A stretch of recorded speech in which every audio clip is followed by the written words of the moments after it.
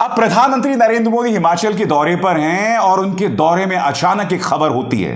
वो क्या खबर है कि प्रधानमंत्री नरेंद्र मोदी ने अपना काफिला रोका और एक एम्बुलेंस को जाने दिया। यह बात अलग है कि जब यह तस्वीर लोगों के सामने आई तो उसकी खूबसूरत एडिटिंग कर दी गई थी। देखिए, पहले वो एम्बुलेंस जा रही है दोस्तों, उसके बाद आप देखिए ये जो ट्रैफिक वार्डन है इशारा करता है प्रधानमंत्री नरेंद्र मोदी को। फिर प्रधानमंत्री नरेंद्र मोदी के काफिले की तरफ कैमरा जाता है, प्रधानमंत्री को दिखाया जाता है और फिर वो काफिला जो है इस तरह से गुजरता है। और जैसे ही दोस्तों ये खबर आती है, पूरा टूल किट जो है वो सक्रिय हो जाता है। मुझे याद आता है बिल्कुल इसी तरह से जब गुजरात के चुनावी दौरे पर थे प्रधानमंत्री, तो उस वक्त भी आपको याद होगा यह तस्वीर जब यह कहा गया था कि प्रधानमंत्री नरेंद्र मोदी के काफिले में एक एम्बुलेंस घुस गया और प्रधानमंत्री ने उसे जाने दिया। यानी कि चाहे गुजरात का चुनावी दौरा हो या हिमाचल का चुनावी दौरा, दोनों जगह प्रधानमंत्री के काफिले में एक एम्बुलेंस आ जाती है। मैंने उस वक्त भी दोस्तों जब यह गुजरात की घटना हुई थी, दो सवाल उठाए थे।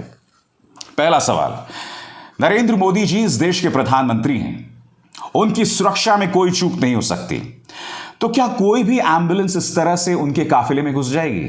बताइए, उनकी सुरक्षा में जो लोग लगे हुए हैं, क्या उनके काम में चूक ना माना जाए?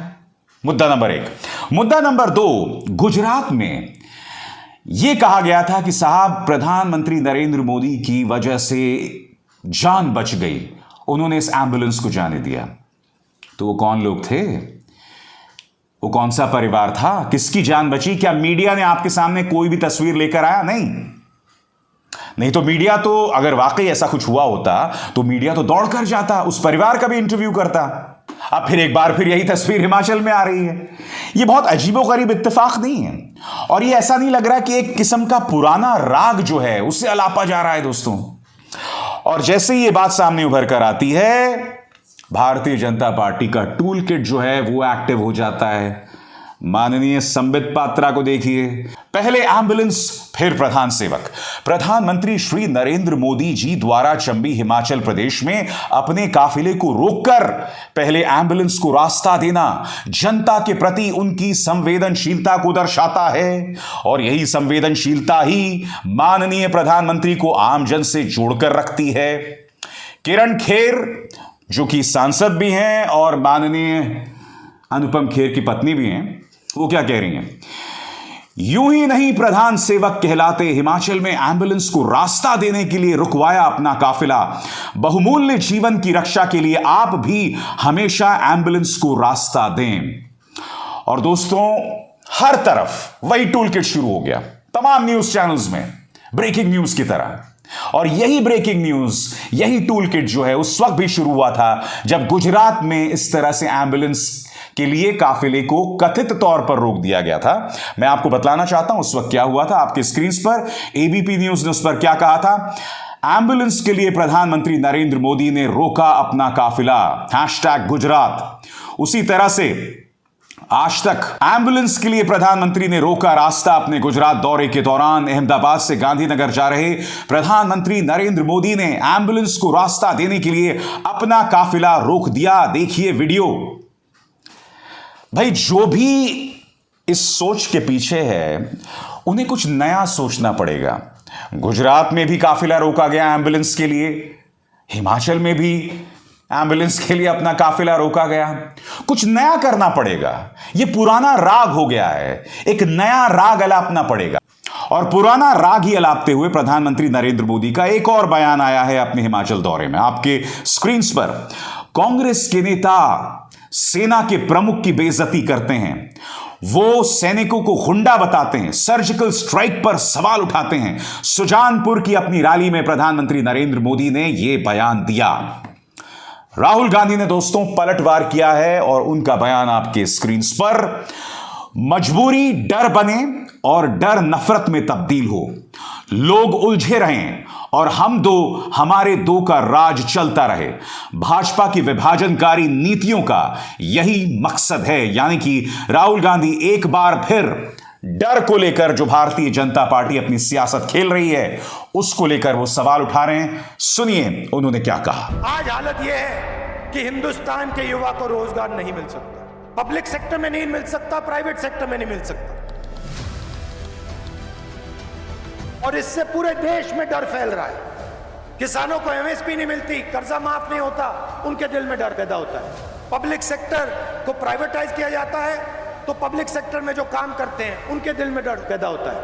जानबूझ के देश में डर फैलाते हैं। इनकी पॉलिसीज डर फैलाने की पॉलिसीज हैं।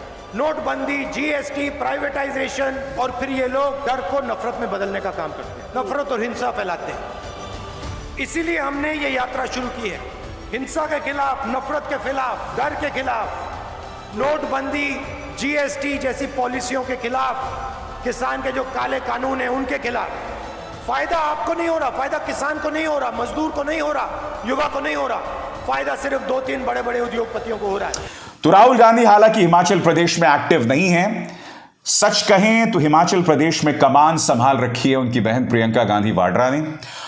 और अगर गलती से हिमाचल में कांग्रेस जीत जाती है तो सिर्फ इसलिए जीतेगी दोस्तों कि जनता बीजेपी को हराना चाहती थी। क्योंकि देखिए, जिस तरह से भारतीय जनता पार्टी ने सब कुछ झोंक दिया है, प्रधानमंत्री भी हैं, जेपी नड्डा भी हैं, अमित शाह भी हैं, अनुराग ठाकुर भी हैं, सब हैं, मगर कांग्रेस की तरफ से सिर्फ एक चेहरा मोर्चा संभाले हुए है और वो हैं प्रियंका गांधी वाड्रा। क्योंकि उनके जो भाई हैं राहुल गांधी, वो इस वक्त भारत जोड़ो यात्रा कर रहे हैं। इसलिए कांग्रेस की लड़ाई बहुत मुश्किल है। और जैसे कि मैंने कार्यक्रम की शुरुआत में बताया, वही पुराना राग अलापा जा रहा है। और उस पुराने राग को अलापने के चक्कर में हो ही रहा है कि प्रधानमंत्री नरेंद्र मोदी बार बार गलती भी कर रहे हैं। मसलन उन्होंने राज्य की जनता के सामने कांग्रेस के परिवारवाद की बात की। सुनिए तो सही। भाइयों बहनों, कांग्रेस का आधार आज भी परिवारवाद ही है। ऐसी कांग्रेस पार्टी हिमाचल के लोगों की अपेक्षाओं को, आकांक्षाओं को कभी पूरा नहीं कर सकती। प्रधानमंत्री, ये बताइए, आप हिमाचल प्रदेश में खड़े हैं, मुझे बताइए ना, अनुराग ठाकुर कौन है? आपके सूचना और प्रसारण मंत्री। मगर क्या वो सूचना और प्रसारण मंत्री और सांसद अपनी मेहनत से बने? नहीं साहब, उनके पिता प्रेम कुमार धूमल हिमाचल प्रदेश के पूर्व मुख्यमंत्री। अनुराग ठाकुर के भाई अरुण धूमल कौन है? आईपीएल के चेयरमैन। परिवारवाद की अगर कोई नायाब मिसाल है प्रधानमंत्री, तो वो तो भारतीय जनता पार्टी में, और बात यहां नहीं रुकती है। ढेरों मिसालें हैं आपके सामने। आप जो कांग्रेस के नेताओं को शामिल कर रहे हैं, चाहे आरपीएन सिंह हो, चाहे ज्योतिरादित्य सिंधिया हो, चाहे जतिन प्रसादा हो, तीनों जो नेता हैं वो वंशवाद की पैदाइश हैं। ये कैसे भूल जाते हैं आप? और सबसे बड़ी बात, चलो मैं ये मान लेता हूं कि राजनेता का बेटा राजनेता होता है। अमित शाह राजनेता है ना। अमित शाह क्रिकेटर तो नहीं है, मगर अमित शाह के बेटे जय शाह बीसीसीआई के सबसे ताकतवर व्यक्ति। तो क्या प्रधानमंत्री नरेंद्र मोदी के पास यह अधिकार है कि वो परिवारवाद की बात करें? और यही नहीं दोस्तों, अब प्रधानमंत्री नरेंद्र मोदी हिमाचल की जनता के सामने जो है वो महिला सुरक्षा की बात कर रहे हैं। हर रैली में महिलाओं को रिझाने के लिए वो ये कह रहे हैं कि हमने महिलाओं को कितना सम्मान दिया, ये तो मैं आपको बतलाता हूं प्रधानमंत्री। कुलदीप सिंह सेंगर को भूल गए आप? बिल्किस बानो के साथ क्या हुआ भूल गए आप, जब आपने उसके 11 गुनाहगारों को रिहा कर दिया? और तो और बलात्कारी राम रहीम, इससे पैरोल पर किसने रिहा किया? वो भी आदमपुर में चुनाव जीतने के लिए। हालांकि वो दाव आपका काम आ गया क्योंकि आप आदमपुर में चुनाव जीत गए। ये सब कौन है? और ये ना भूलिए क्या हुआ था हाथरस में, क्या हुआ था उन्नाव में। ढेरों मिसालें हैं प्रधानमंत्री। इसलिए मेरी आपसे हाथ जोड़कर प्रार्थना है कि हिमाचल प्रदेश में जाकर महिला सुरक्षा की तो कतई बात ना करें। सुनिए प्रधानमंत्री ने क्या कहा था। कांग्रेस की सरकार इतने दशकों तक रही है, लेकिन सबसे अधिक उपेक्षित देश की महिलाएं थी, बहन बेटियां थी। आपने तो 2014 से पहले के 2 दिन देखे हैं। आपने मुझे अपना बेटा समझकर आशीर्वाद दिया। मैंने भी ठान लिया कि पीढ़ियों से जो आपको समस्या आ रही हैं उन्हें अब पूरे करके ही रहूंगा। इसलिए हम जन्म से लेकर उम्र के आखिरी पड़ाव तक महिलाओं की हर चुनौती को दूर करने का प्रयास कर रहे हैं। तो जैसे मैंने कहा, महिला सुरक्षा पर बात न की जाए। मैंने आपको बाकायदा मिसाल के जरिए बताया प्रधानमंत्री कि महिला सुरक्षा, महिला सम्मान के मुद्दे पर चाहे बेटी बचाओ बेटी पढ़ाओ का आपका नारा हो, बहुत हुआ नारी परवार अब की बार मोदी सरकार जैसा नारा हो, ये सब सिर्फ नारे साबित हुए हैं, ढकोसला साबित हुए हैं, हकीकत देश की जनता के सामने। और जैसा मैं बार बार कहता हूं, कभी कभी तो सोचकर सिहरन पैदा होती है कि अगर 2012-13 में जो निर्भया कांड हुआ था आज हुआ होता तो क्या होता।